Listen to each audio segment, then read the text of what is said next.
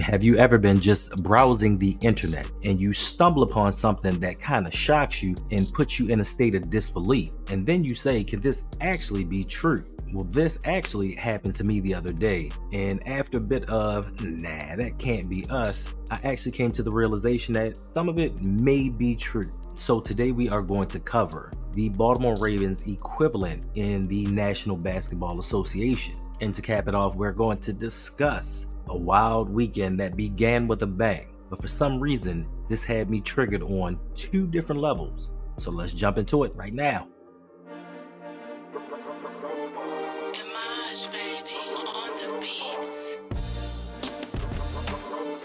So the other morning, I am looking on the internet for something to catch my attention, and I happened to stumble upon First Take. Nothing going on, but of course it's Baltimore Ravens news. They're discussing Lamar Jackson, and they talk about the quarterbacks in the NFL who may have the most pressure on them going into the 2024 season.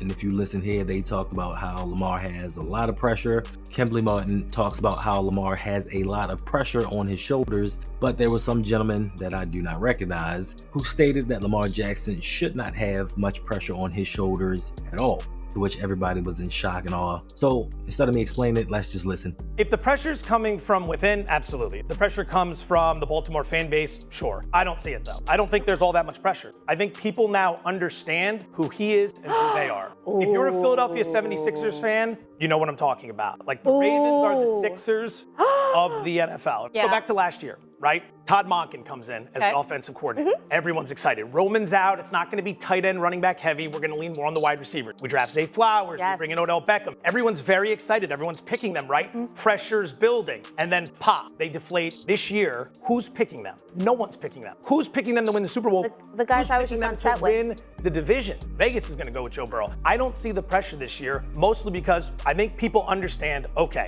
after 6 seasons, this is who he is. This is who they are. That doesn't mean it's written in stone. It can obviously change. He's young, he's very talented. But until people see it, I don't think the pressure's there. If you're a Sixers fan, do you feel like they're winning the championship each season? You sit there waiting for the inevitable disaster. There's no pressure to win a championship. How many people from the outside view Baltimore, sit there and seriously want to pick Baltimore to win the Super Bowl? John Harbaugh does. So in his summation, he equated the Baltimore Ravens to the Philadelphia 76ers of the NBA. And at first I was like, bruh, come on now. But then as I looked into it and thought about the history of what went on in Philly, it got me to thinking, maybe he's a little more right than a lot of people let on to. There were some people that were like, nah, it's no way. It's no way on green earth that the Philadelphia 76ers in their franchise's history could compare to what the Baltimore Ravens have done, especially over the last 5 seasons. But as I said, I've delved into it. Some of it may actually be true. Comparison that some of these pundits, prognosticators, and publications used to have about Lamar. Now, this gentleman said that Joel Embiid and the 76ers are the equivalent. But as I went into researching it, I remembered when they would compare Lamar to James Harden. Uber talented individual, led the league in scoring, dominated during the regular season, but come postseason, certain things did not go about the way that they thought. So in the early 2010s, James Harden and the Houston Rockets were on a tear. Unfortunately, they were in the era of the Golden State Warriors, my Golden State Warriors. And during 2018 through 2020, James Harden averaged 33 points per game. But for some reason, he could not make it to an NBA Finals. There was always something that tripped the Rockets up during that playoff run, and one in particular, and it wasn't all on James Harden, but with their style of play, it contributed to them losing, where they went 0 for 28 in 3-point shooting. But of course, James Harden being the leader of this team, he gets the majority of the blame, like Lamar Jackson. So fast forward to now, where the Ravens are being compared to the 76ers, and I can see the similarities. Let's just put it that way. The 76ers, since 2018, since Lamar Jackson has come into the league, Joel Embiid has been in the league MVP conversations, actually winning one in 2023. The 76ers in the Eastern Conference would dominate during the regular season, and for stretches they just did not play good basketball. And you can't put it on one particular system, one particular player, in my opinion, because they had some different head coaches, they had different iterations of that team. So I can see how they would say, you know what, all of this talent, league MVP candidate every year, and they just can't seem to make it to the finals, which seems to be the same thing that's going on with the Baltimore Ravens. 2-time league MVP, best rosters in the NFL, some say top 3, top 5 head coach in the league, top 10 general manager, but we're just not getting it done. So I see regular season domination. Postseason, it just doesn't happen. And there have been times where Joel Embiid is dominated during the playoffs. The team just did not have that success. And there are times where the team fell short. Now, the only difference to me in the two organizations, and in all fairness to this comparison, is what the 76ers have done to kind of surround Joel Embiid with the talent that they believe he needed to get over the hump. It just was not happening. Yes, the Ravens have brought in a myriad of free agents, mostly on the defensive side of the ball. They brought in some washed up players. They brought in a lot of things which they claim to help Lamar out. But the 76ers have actually brought in people to go with Joel Embiid to try to get them over that hump. And in the beginning, it was the process, which they called it, where they would just tank and get number 1 overall picks. But then they went out and started acquiring real talent. They drafted a Ben Simmons. They drafted a Tyrese Maxey. They brought in a Tobias Harris. They brought in the aforementioned James Harden. They brought in veteran talent like Al Horford. So they tried to find different versions and different ways to build this team to get over that hump, but they just could not do it. The Ravens, on the other hand, continuously tries to build through defense. No matter what we do, no matter how we lose, even though we lose the same way each and every time, they still continue with the same model. And one comparison that I did take away from this was kind of like the 2019 Baltimore Ravens season and the 2022 Philadelphia 76ers season. The Ravens ended up dominating that season and losing to the Tennessee Titans in the first round of the playoffs. The 76ers got into a matchup with the Miami Heat. Now, the Miami Heat were at that time the number 1 seed in the Eastern Conference, but talent-wise, let's be real about this. The Heat had Jimmy Butler and pretty much nothing else. But talent-wise, wasn't on the same level. And people expected the 76ers to beat the Heat, and they didn't. And they were ousted. So I can see where these comparisons come in at. But the Ravens have had a little more success over the last 6 seasons. But schematically, trajectory, they both have peaked at a certain point, even though they've had some of the best rosters, some of the best players that the league has to offer. Now, this season, the 76ers' big signing was Paul George. Hopefully, he can help get them over the hump and supply Embiid with that second or third option, with Maxey coming into his own, that he has not had before. And the Baltimore Ravens' big signing this year is Derrick Henry, finally giving Lamar a running mate, someone to take the pressure off of him in this upcoming season. Me personally, I'm not going to say too little too late, but this is something the Ravens should have done a long time ago, being that they wanted to be a dominant running team without a dominant running back. So to make a long story short, with all that being said, to me, do I feel like there is a lot of pressure on Lamar this season? I really do think it is. I think that this is the season that he truly and honestly needs to break through. Even if the Ravens don't make a Super Bowl, he needs to break through and have a better performance in the postseason. And I've said this before, it's not been all Lamar's fault, everything that has happened, but he has contributed in the losses. Let's be real about this. So he has a lot of pressure to get over that hump, get the team to a Super Bowl. We're not even talking about actually winning one, but advancing, because you have a lot of lesser quarterbacks, a la Brock Purdy, who, don't get me wrong, is talented himself, but has been surrounded with the talent to get him where he needs to go. Unfortunately, offensively, Lamar has not been provided that talent. And we keep saying, go out here and win these games, and the defense is going defense. But the defense been defensing since Lamar's gotten to the league. The only thing that hasn't changed is the offense. But I'll let you draw your own conclusions on that. Now, the Baltimore Ravens have started the second week of training camp. The first week did not go as planned. Lamar Jackson missed the first 3 practices, came back on the 4th, lasted about an hour, then went out with an illness. They have speculated that he has had flu-like symptoms. I don't want that flu because it is hampering him and it is bringing my man down. Like, it's took him out for a while. And of course, with him being out, the offense struggled mightily. I don't know if the defense is that dominant, even though they were that dominant last season, but coupling in the fact that you're bringing in the second, third, fourth string quarterbacks to run an offense, defense is going to look a little bit better than it did. We need iron to sharpen iron, so we need Lamar Jackson to come back and be himself, and we need him to get into a rhythm. Now, Lamar Jackson has had a history of being sick, and I know a lot of people have talked about this and was like, he's always getting sick. He really doesn't miss games because of it. The illnesses do not really take him out of games, but he does need to practice to be able to to get line and step with the rest of his offensive teammates and progress even further in this Todd Monken system coming into year 2. But thank goodness Lamar Jackson actually came back on Saturday and he looked pretty good for someone that's missed mostly all of training camp sans 1 hour. Now, the defense did have another strong day. Of course, early in training camp, early in the season, defenses are going to dominate more than anything else, especially when you're running around in t-shirt and shorts. But as of Friday, the Ravens began their first padded practice of the season. Hopefully going forward, this is going to help shape the team into what it is going to be for the 2024 season. Now, defensively, we don't have many worries. The secondary was already buttoned up and they added even more pieces to make it even stronger. Defensive line is coming back intact. Linebacker, we're bringing in Trenton Simpson and seeing what he has to offer, but that's going to ease itself in. He's going to get familiar with the system, familiar with the plays. No worries there, and Roquan can kind of cover up any mistakes that he has early on. It is offensively where we have most of our questions heading into training camp. Now, for the most part, they say the offensive lines look solid, but of course, these people write for the Baltimore Ravens. What else are they really going to say about it? But the big move, the big news that came out was Daniel Faalele has been moved to right guard. Yes, the guy that we said wasn't going to make it as a tackle has been moved to right guard. Not surprising, of course. It's an easier position for him, less space that he has to kind of travel, being that he's a bigger guy and he doesn't have the foot speed or the mobility to do some of the things that he may need to do at right tackle.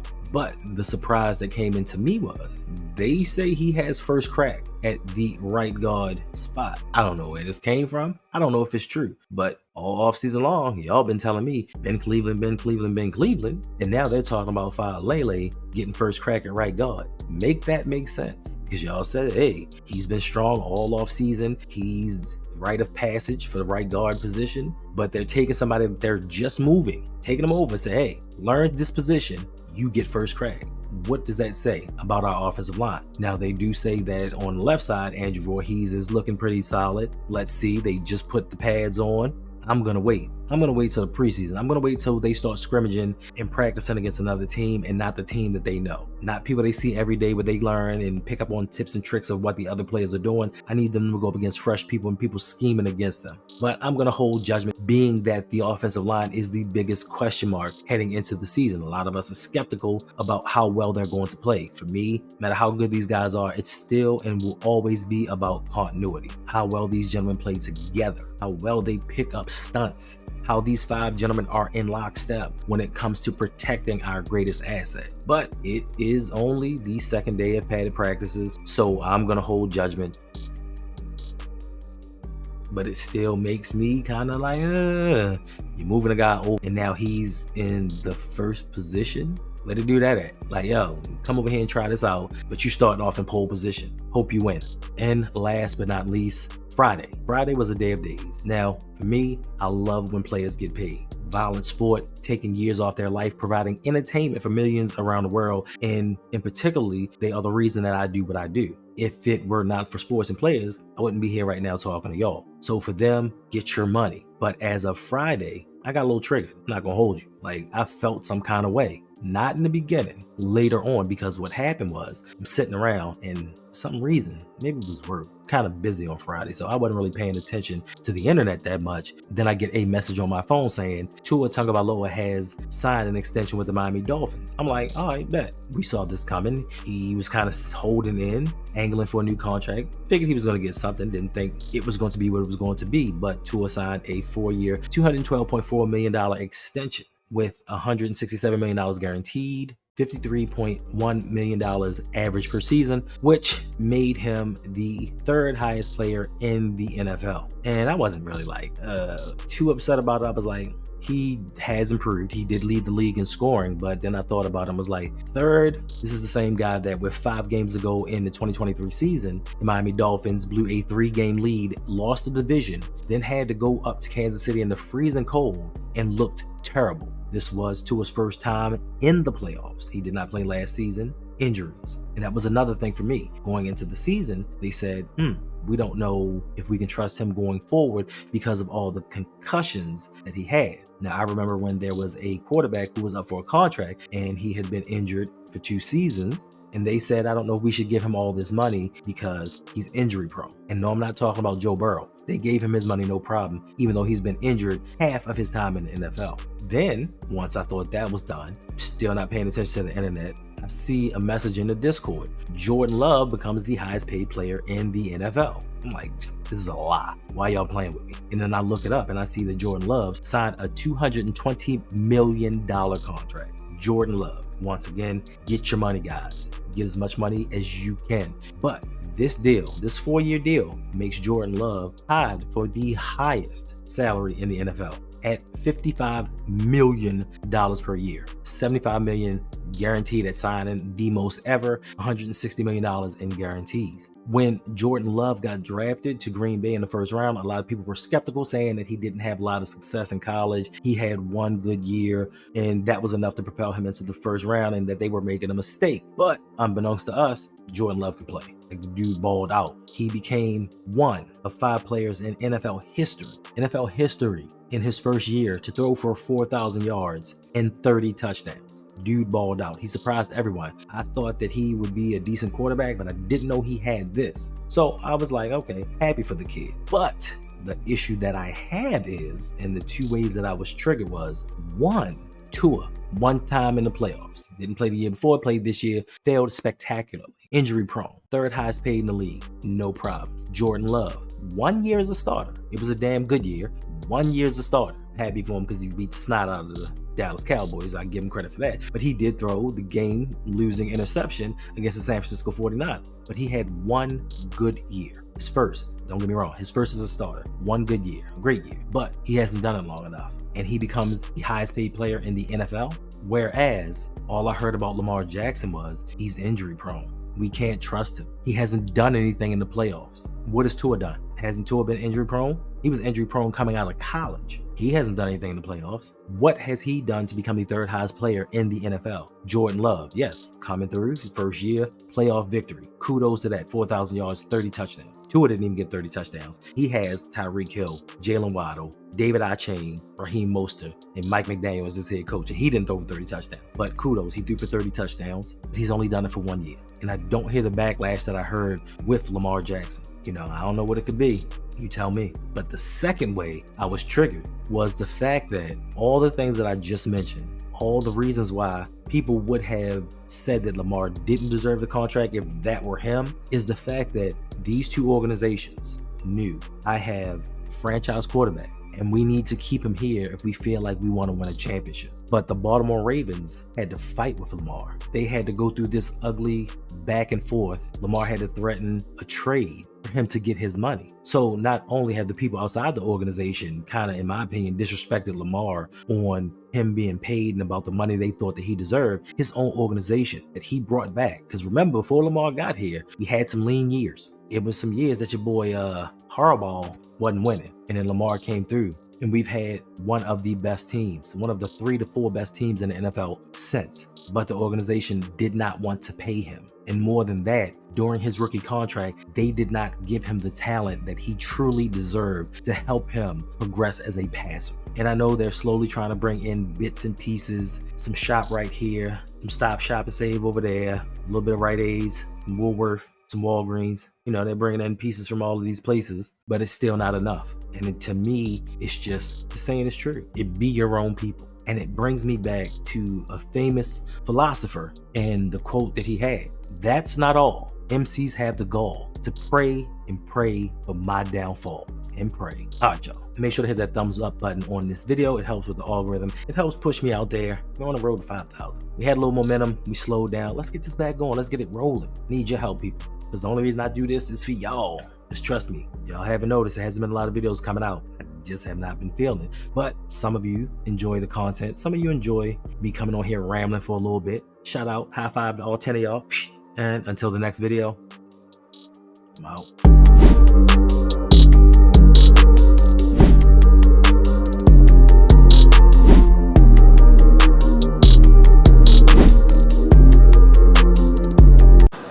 Nah, man, I'm cool.